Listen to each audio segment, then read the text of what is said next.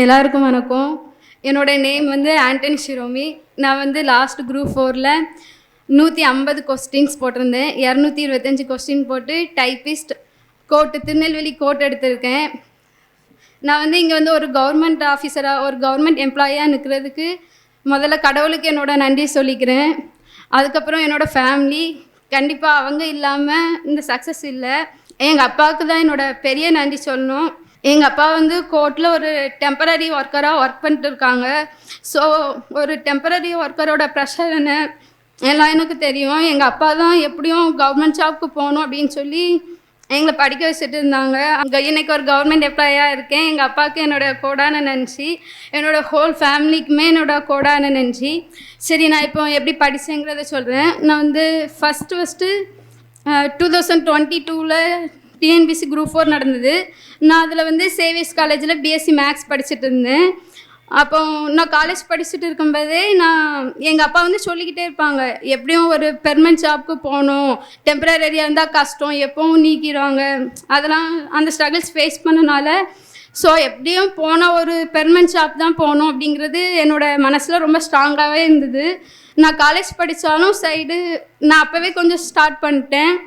அப்போ வந்து எனக்கு டிஎன்பிசிக்கு எப்படி படிக்கணும்னு, டிஎன்பிசியோட சிலபஸ் என்னன்னு கூட எனக்கு தெரியாது. நான் எல்லோரும் சொல்லுவாங்க 10th வரை நல்லா படித்தா போதும், 10th புக்கு நல்லா படித்தா போதும்னு சொன்னாங்கன்னு சொல்லி சிலபஸே தெரியாமல் 6th to 10th வரை தமிழ் புக்கு, புது புக்கு ஃபுல்லாக படிச்சிருந்தேன். அட்டை டு அட்டை படிச்சிருந்தேன். நல்லா தரவாக படிச்சிருந்தேன். ரொம்ப கஷ்டப்பட்டு தமிழ் நல்லா படிச்சிருந்தேன். நான் பிஎஸ்சி மேக்ஸ் கம்ப்ளீட் பண்ணனால எனக்கு மேக்ஸ் கொஞ்சம் நல்லா வரும். ஸோ தமிழும் மேக்ஸும் போதும், எப்படியும் கிளியர் பண்ணிடலாம் அப்படின்னு சொல்லி 2022 எக்ஸாம் எழுதியிருந்தேன். அதில் 139 கொஸ்டின்ஸ் போட்டிருந்தேன். அது என்னோடய ஃபஸ்ட் அட்டெம்ப்ட்டு. அதுக்கப்புறம் 2024 பிப்ரவரியில் எங்கள் அப்பா என்னை சுரேஷ் அகாடமியில் ஜாயின் பண்ணி விட்டாங்க. 2024 பிப்ரவரியில் நான் வந்து ஜாயின் பண்ணேன். 2024 ஜூனில் குரூப் 4 எக்ஸாம். ஸோ அது ஒரு 4 months இருந்தது. அப்போ இங்கே வந்து சேர்ந்ததுக்கப்புறம் தான் டிஎன்பிஎஸோட சிலபஸ் எப்படி இருக்கும், எப்படி படிக்கணும் அப்படிங்கிறது தெரிஞ்சுக்கிட்டேன். அந்த 4 monthsம் மார்னிங் வந்து நான் கிளாஸ் அட்டன் பண்ணுவேன். ஆஃப்டர்நூன் வந்து டெஸ்ட் இருக்கும். வீக்லி 2 நாள் வந்து டெஸ்ட் பேட்ச் போயிட்டு இருந்தது. ஒரு 33 டெஸ்ட் இருந்தது. நான் மார்னிங் இங்கே டெஸ்ட் அட்டன் பண்ணிட்டு லஞ்ச் முடித்து டெஸ்ட் பேட்ச் அட்டன் பண்ணிடுவேன். சம்டைம்ஸ் இங்கே கிளாஸ் முடிய கொஞ்சம் லேட் ஆயிரும், அங்கே டெஸ்ட்டு ஸ்டார்ட் ஆயிரும். அந்த டைம் நான் சாப்பிடாமலாம் போய் இங்கே கிளாஸ் முடித்து போய் அங்கே குடுக்குடுன்னு போய் எப்படியாவது போய் சேர்ந்துருவேன். லேட்டாக போனாலும் சம்டைம்ஸ் ஒன்றும் சொல்ல மாட்டாங்க, ஒரு 1/2 hour வரை லேட்டாக போய்க்கலாம். நான் அப்படியும் போய் ஒரு டெஸ்ட் பேட்ச் கூட மிஸ் பண்ணதே இல்லை.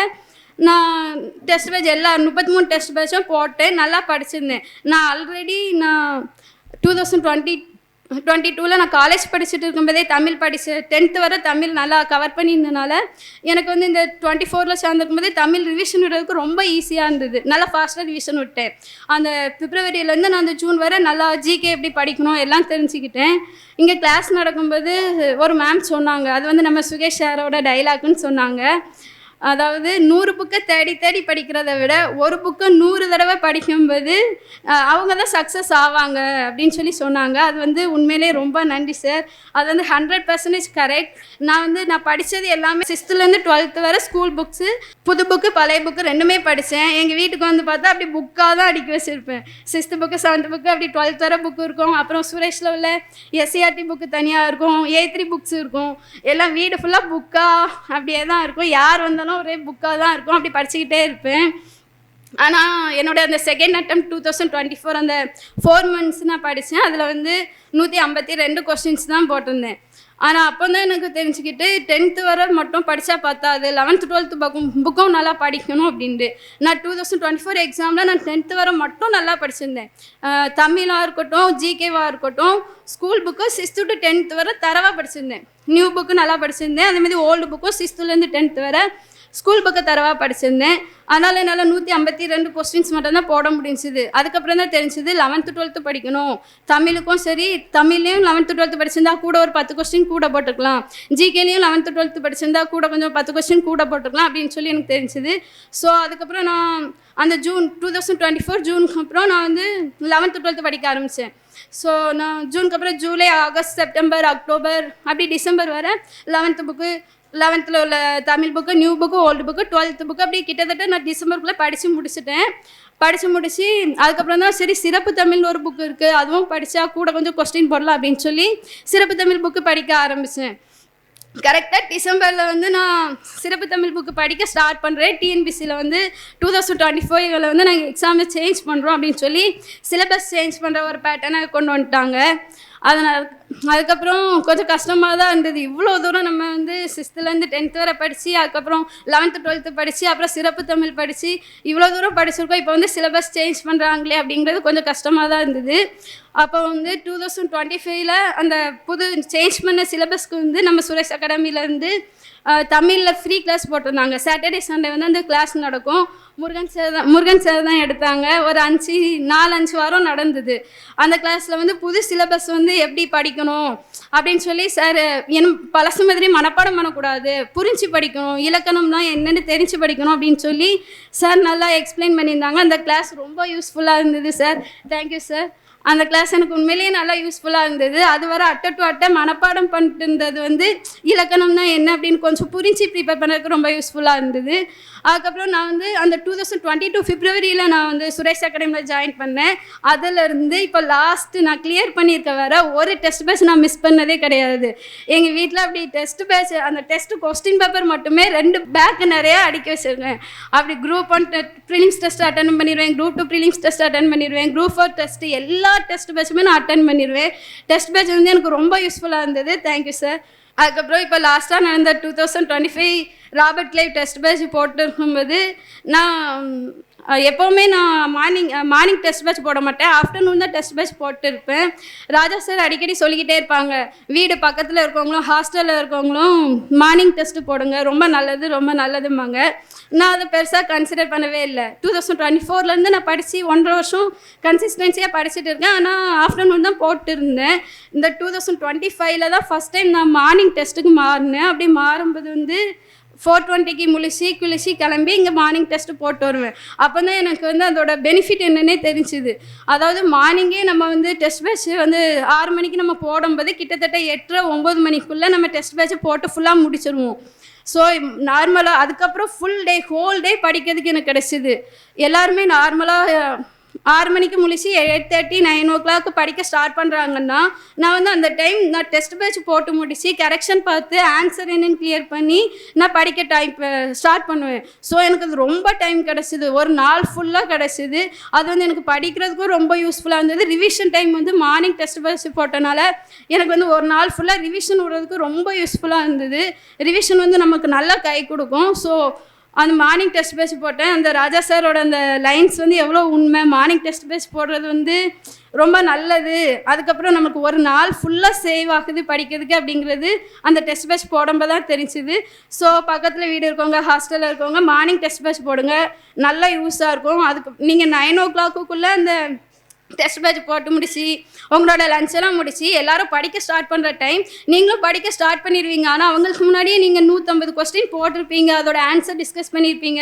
ஸோ அவங்கள விட நீங்கள் கொஞ்சம் அட்வான்டேஜாகவே போயிட்டு இருப்பீங்க, நல்லா முன்னேற்றம் இருக்கும். ஸோ அது ரொம்ப நல்லது, அதை ஃபாலோ பண்ணுங்கள்.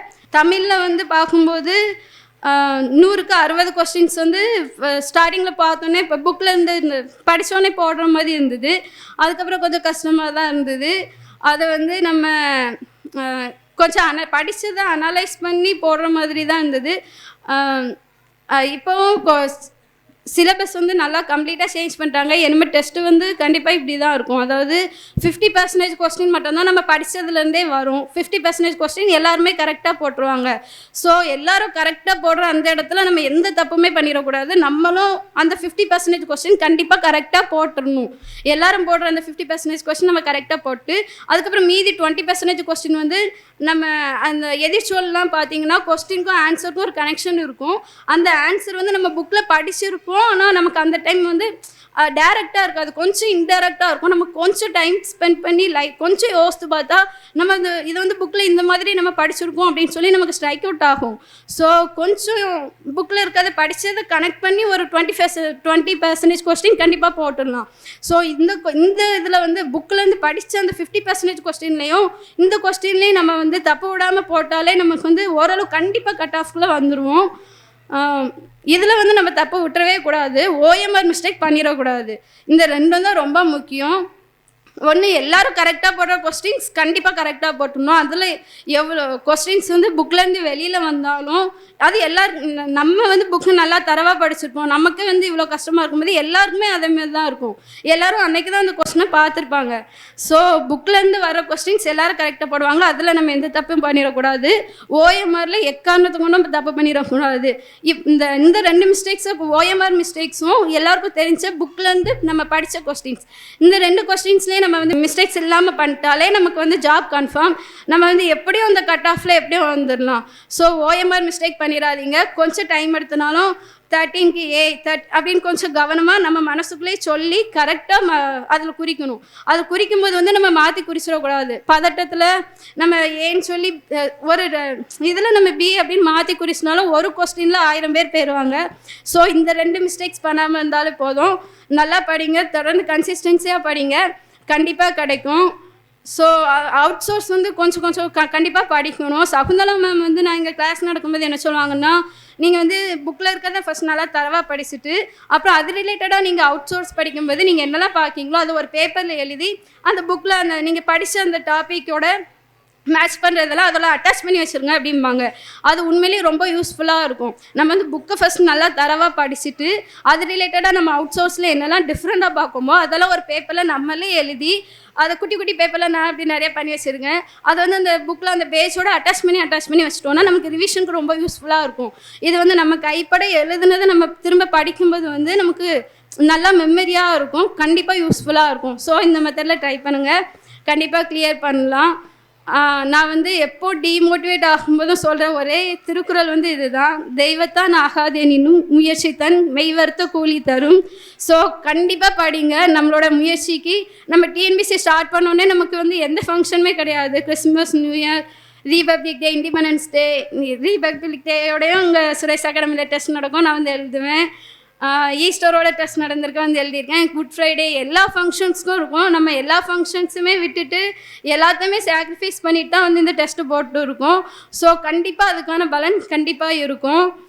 டெஸ்ட் பேட்ச் வந்து ரொம்ப முக்கியம். லாஸ்ட் அந்த ராபர்ட் லைவ் டெஸ்ட் வந்து 32 கொஸ்டின் போயிருந்து. அதில் வந்து ஒரு நாள் தமிழ் 100 கொஸ்டின்ஸ், அப்புறம் 25 மேக்ஸு. அதுக்கப்புறம் ஒரு நாள் விட்டு ஒரு நாள் இருக்கும். ஒரு நாள் தமிழ், அப்புறம் அடுத்த நாள் ஜிகேயும் ரீசனிங், அப்புறம் தமிழ் மேக்ஸு ஜிகே ரீசனிங் அப்படின்னு இருக்கும். அந்த டெஸ்ட்டில் வந்து ஃபஸ்ட்டு டெஸ்ட்டில் டாப் 5 ரேங்கை ரீட் பண்ணாங்க. நான் வந்து மோஸ்ட்லி அந்த டெஸ்ட்டில் டாப் 10க்குள்ளே எப்போவுமே வந்துடுவேன்.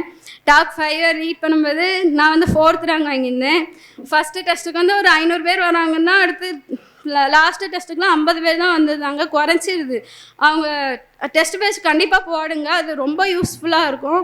நான் வந்து 4th ரேங்க் வாங்கியிருக்கும்போது முருகன் சார் வந்து நேம் ரீட் பண்ணும்போது ஆண்டனி அப்படின்னாங்க. ஆண்டனி அதோட ஸ்டாப் பண்ணிட்டாங்க. ஸோ எனக்கு டவுட்டாக இருந்தது, ஆண்டனின்னு ரீட் பண்ணனால 500 பேர் இருக்காங்க, அது ஒரு பையனாகவும் இருக்கலாம், நான் தாண்டி தெரியாது. ஸோ நான் எந்திக்கவே மாட்டேன். ஸோ சார் பார்த்துட்டு சரி எந்திக்கலை அப்படின்னு சொல்லிட்டு விட்டுருவாங்க. அப்புறம் செகண்ட் டெஸ்ட்லையும் நான் வந்து டாப் 5க்குள்ளே வந்திருந்தேன். டாப் 5 ரீட் பண்ணும்போது சார் அப்போ ஆண்டனி அதோட ஸ்டாப் ஆகிட்டாங்க. நான் அப்போ அடுத்து நேம் ரீட் பண்ணுவாங்கன்னு பார்த்தேன், ஆனால் ரீட் பண்ணவே இல்லை. ஆண்டனியோட விட்டுட்டு அப்புறம் சார் சொன்னாங்க, இந்த ஆண்டனி வந்து எந்திக்கவே மாட்டேக்கான், அச்சீவர் மீட்டிங்கில் தான் வந்து பேசணும்னு இருக்கான் அப்படின்னு சொல்லி சார் சொன்னாங்க. அது இன்னைக்கு பழிச்சு இருக்குது. Thank you sir. சார் சொன்ன வாக்க அப்படியே பழிச்சு இருக்குது. ஆண்டனி பையன் இல்லை சார், பொண்ணு. ஓகே, தேங்க்யூ எல்லாருக்கும், தேங்க்யூ. ஸோ நல்லா படிங்க, கன்சிஸ்டன்சியாக படிங்க. ஓகே, அதுதான் சக்ஸஸ். கன்சிஸ்டன்சியாக படிங்க, கண்டிப்பாக நீங்கள் படிக்கிறதுக்கான பலன் கிடைக்கும். ஸ்கூல் புக்கை ஃபஸ்ட்டு நல்லா தரவாக படிச்சிருங்க. அதுலேருந்து கேட்குற 50% கொஸ்டினில் எந்த தப்பும் பண்ணால, ஓஎம்ஆர் மிஸ்டேக் பண்ணலை அப்படின்னாலே நீங்கள் கண்டிப்பாக கட் ஆஃப்குள்ளே வந்துடுவீங்க. அதுக்கப்புறம் புதுசாக கேட்குற கொஸ்டின்ஸ் வந்து ஓரளவு நம்ம ஸ்கூல் புக்கை வந்து கொஞ்சம் கனெக்ட் பண்ணுற மாதிரி தான் இருக்கும். இப்போ கலைச்சொல்லில் வந்து ஆங்கரேஜ் அப்படிங்கிற ஒரு வேர்டு இருந்தது, அது வந்து நம்ம ஸ்கூல் புக்கில் பார்த்ததே இல்லை. ஸ்கூல் புக்கில் ஆனால் கலைச்சொல்லில் வந்து ஆங்கர் அப்படிங்கிற ஒரு வேர்டு இருக்கும், அதுக்கு வந்து நங்கூரம் அப்படின்னு ஸ்கூல் புக்கில் கொடுத்துருப்பான். இன்னொரு இடத்துல நங்கூரம் அப்படின்னா கப்பலை வந்து நிலைநிறுத்த தேவைப்படுற ஒரு இது அப்படின்னு சொல்லி என்னோட டெஃபினிஷன் இருக்கும். ஸோ அந்த ஆங்கர் அப்படின்னா நங்கூரம் அப்படிங்கிறது நம்ம கன்ஃபார்ம் ஞாபகம் இருந்தாலே, அந்த ஆங்கரேஜ் அப்படின்னா அதுக்கு ஆப்ஷன் ஊஞ்சு தலைன்னு கொடுத்துருந்தோம். அந்த கான்செப்ட் நமக்கு ஞாபகம் இருந்தால் இந்த கொஸ்டின் போட்டிருக்கலாம். ஸோ அந்த மாதிரி நம்ம ஸ்கூல் புக்கில் படித்ததை கொஞ்சம் யோசித்து 20% கொஸ்டின் கண்டிப்பாக போட்டுடலாம். ஓரளவு 70% கொஸ்டின் போட்டுடலாம். இது நல்லா இதில் மிஸ்டேக் வராமல் இது போட்டாலே கண்டிப்பாக சக்ஸஸ் ஆயிடலாம். ஸோ எல்லோரும் படிங்க, நல்லா படிங்க, நல்லதே நடக்கும். வெற்றி நிச்சயம். தேங்க்யூ. வணக்கம். நான் இந்த திருநெல்வேலி டிஸ்ட்ரிக்ட் கோர்ட்டில் வந்து டைப்பிஸ்டாக டெம்பரரியாக வேலை பார்த்துட்ருக்கேன். 11 வருஷமாக சுரேஷில் வந்து படிச்சுட்டு இருந்தேன். போன தடவைக்கு முந்தின தடவை நான் இந்த கவுன்சிலிங் போயிருந்தேன். ஆனால் எனக்கு கிடைக்கல. கேண்டிகிராஃப்ட் கோட்டா தான். என்னால் வேலை பார்த்துட்டு படிக்கிறது கொஞ்சம் கஷ்டமாக தான் இருந்துச்சு.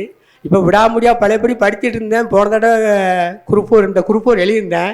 அதனால் என்னையால் 90 கொஸ்டின் தான் கரெக்டாக போட முடிஞ்சு. அப்பவும் அந்த கட்டாப்புக்குள்ளே வர முடியல. சரி விட்டுட்டேன். அப்புறம் என் மகாலாவது எப்படியா படித்து சக்ஸஸ் ஆக்கிடுவான்னு நினச்சேன். அதே மாதிரி அவள் சக்ஸஸ் ஆகிருக்கா. கடவுளுக்கு கோடான கோடி நன்றி. அப்புறம் என் மகா வந்து எந்த நேரம் பார்த்தாலும் புக்கு கைமா தான் இருப்பாள். அவள் கொஸ்டின் போட்டாலும் இந்த மாதிரி இந்த கொஸ்டின் நான் போட்டிருக்கேன், இப்படி போட்டிருக்கேன், இப்படி போட்டிருக்கேன்ப்பா, எனக்கு தப்பாகிட்டு சரியில்லை சரியில்லாமல் கொஞ்சம் இதாகுவா. நான் சொல்லி அவளை எடுத்து எப்படியா போடுமா, டெஸ்ட் பேட்சை நீ அட்டன் விட்டுறாத அப்படின்னு சொல்லி அவட்ட டெஸ்ட் பேட்ச் போட வச்சு இது பண்ணியிருக்கேன். சரி, எல்லாருக்கும் நன்றி. சுரேஷ் சாருக்கு நன்றி, முருகன் சார், மற்ற எல்லாருக்கும் நன்றி. எங்கள் அப்பா வந்து டெம்பரரியாக வேலை பார்த்தாங்க. ஆனால் வருஷத்தில் 1 மாதம் வேலையை விட்டு நிப்பாட்டிடுவாங்க. ஃபேமிலியில் சப்போர்ட்டே கிடையாது. அப்பா கேண்டிங்க அப்படி. அதனால் நான் ஃபேமிலி பார்க்க வேண்டிய சுச்சுவேஷன். நான் வேலைக்கு போக ஆரம்பிச்சிட்டேன். எப்படி சொல்ல, ஒரு வசதி கூட கிடையாது, ஒன்றுமே கிடையாது. ரிலேட்டிவ் சப்போர்ட்டிவ் கிடையாது, யாருமே கிடையாது. அப்பா வந்து அப்போல டெம்பரரி. ஆனால் எங்கள் அப்பா வேலை இல்லாமல் வீட்டில் 1 மாதம் உட்காந்துருப்பாங்க. அதுக்கப்புறம் அடுத்த வருஷம் போவாங்க. எந்த வேலையுமே பார்க்க முடியாது, ரொம்ப கஷ்டம். அதனால் நான் எப்படி சொல்ல, அவ்வளோ கஷ்டப்பட்டாலும் எங்கள் அப்பா வந்து எங்களை நீங்கள் வேலைக்கு போங்க அப்படின்னு ஒரு வார்த்தை கூட எங்களை சொல்லலை. நீ படி. ஏன்னா எங்கள் அப்பா வந்து டைப்பிஸ்டாக வேலை பார்த்துட்டு 1 மாதம் வேலை இருக்காது. ஏதாவது ஜெராக்ஸ் கடையில் போய் வேலை பார்த்துட்டு இருப்பாங்க. அந்த அளவுக்கு ரொம்ப கஷ்டப்பட்டாங்க. அதனால எங்கள் அப்பா அவ்வளோ கஷ்டப்பட்டாலும் எங்களை படிக்க வச்சாங்க. அதை நினச்சா, எங்கள் அப்பாவை நினச்சா எனக்கு இப்போ உண்மையிலே ரொம்ப பெருமையாக இருக்குது. அதை நான் இந்த இடத்துல சொல்ல ரொம்ப ஆசைப்பட்டேன். சுரேஷ் IAS அகாடமி, வெற்றியின் முகவரி.